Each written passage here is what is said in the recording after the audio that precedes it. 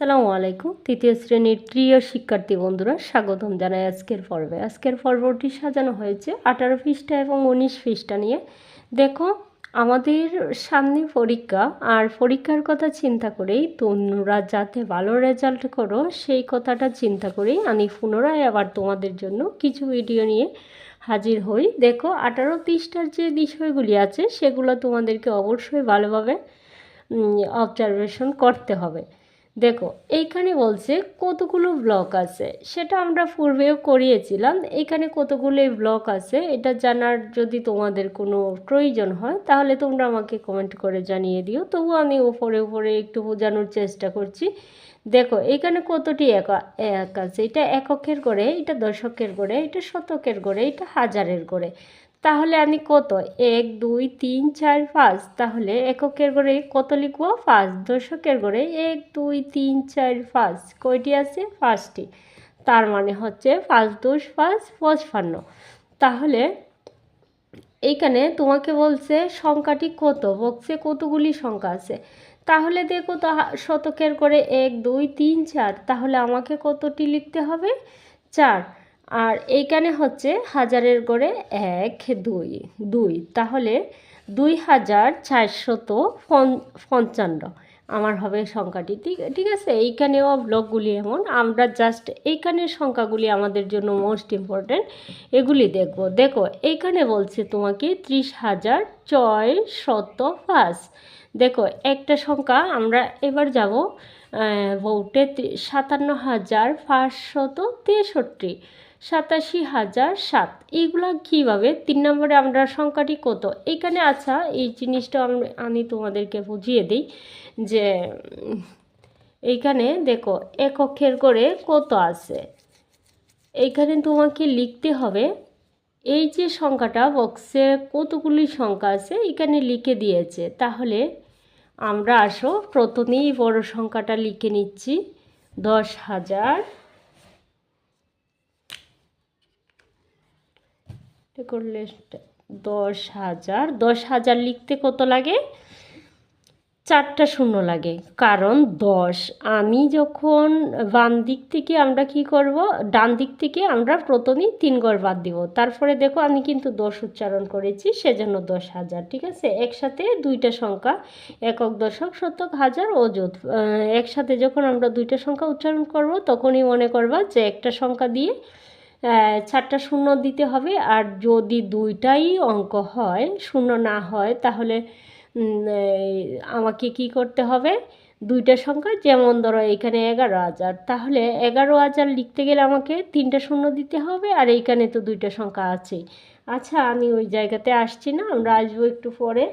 দেখো, এখানে তোমাকে বলছে 10,000, তার জন্য 10,000 লিখলা। তারপরে আবার একটা 1,000 আছে, একক দশক শতক, একক দশক শতক হাজার, 1,000। তারপরে আবার দিছে 100, একক দশক শতক, তারপরে আবার দিছে দশক, তারপরে আবার একক। দেখো তো, তোমরা যোগ করে নেও, তাহলে কত পাবা তোমরা 11,111, 11,111 সংখ্যাটি। আচ্ছা, তাহলে তোমাকে এইখানে প্রশ্ন করা হয়েছিল সংখ্যাটি কত, তাহলে আমরা পেয়েছি 11,100। তাহলে এবার আমরা 3-এ চলে আসব।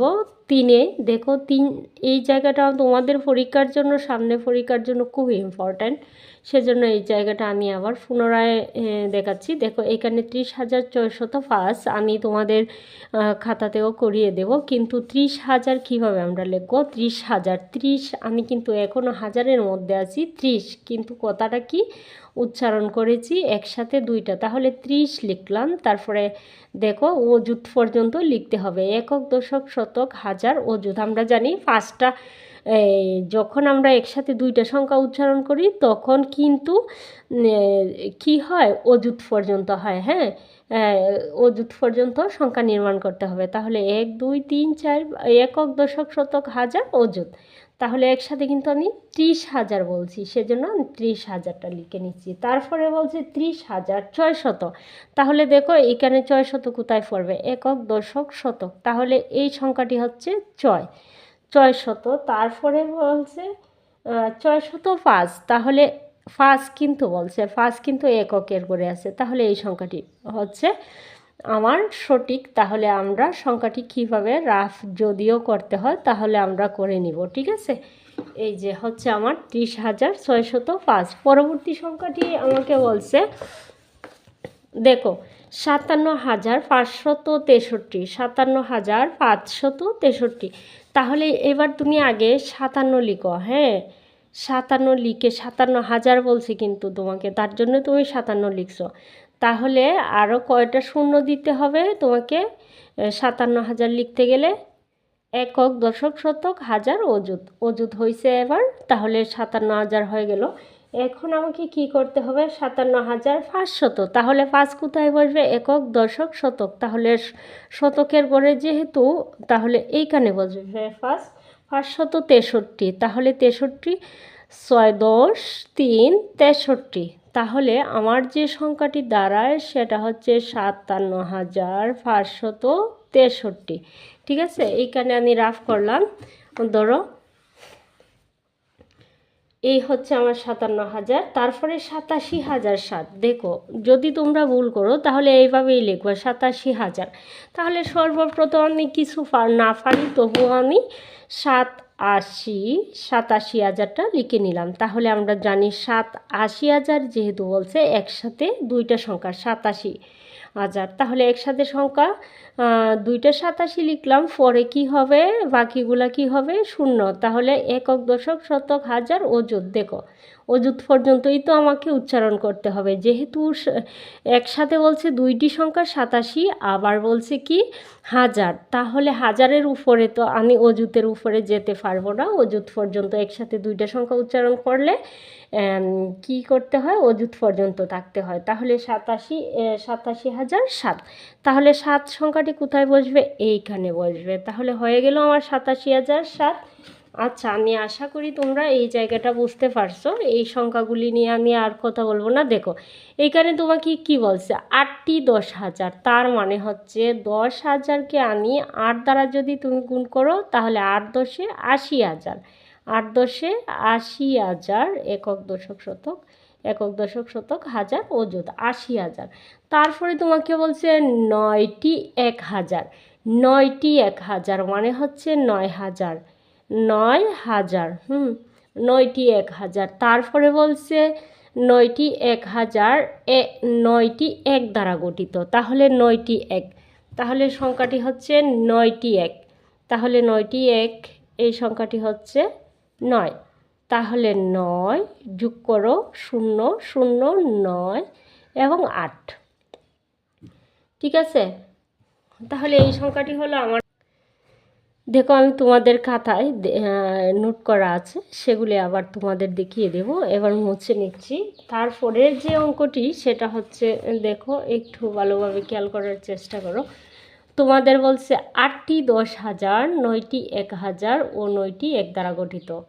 আচ্ছা, আমি প্রথমটি লিখছিলাম না 8টি 10,000, 4টি 1,000। তাহলে 8টি 10,000 যদি হয় তাহলে কত হবে? 8 10 80,000। 8টি 10,000 মানে কি?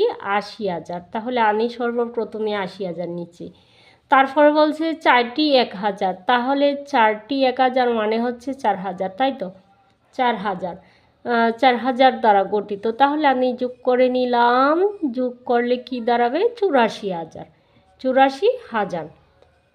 এটা মুছে দিচ্ছি কারণ এইখানে নোট আছে। দেখো 9টি 10,000, তাহলে 9 10 90। 9 10 90,000। 90,000 লিখতে গেলে কয়টি সংখ্যা লাগবে? কয়টি অঙ্ক লাগবে? একক, দশক, শতক, হাজার, অযুত। 5টি অঙ্ক। তারপরে 9টি 1,000। 9টি 1,000 মানে 9,000।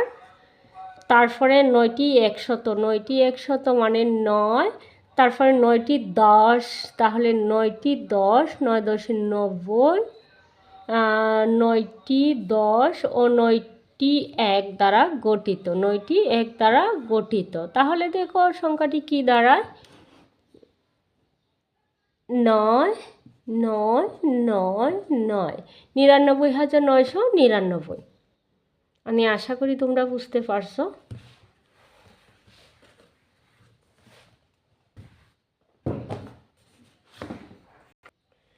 18 পৃষ্ঠার এই অঙ্কগুলি আমি তোমাদের জন্য করে দিয়েছি। দেখো এখানে 30,605, তাহলে এইখানে লিখে দিলাম 57,563, 57,563, 87,007, 87,007, 8টি 10,000 ও 4টি 1,000 দ্বারা গঠিত সংখ্যা হচ্ছে 84,000, 8টি 10,000, 9টি 1,000 ও 9টি 1 দ্বারা গঠিত সংখ্যা হচ্ছে 89,009।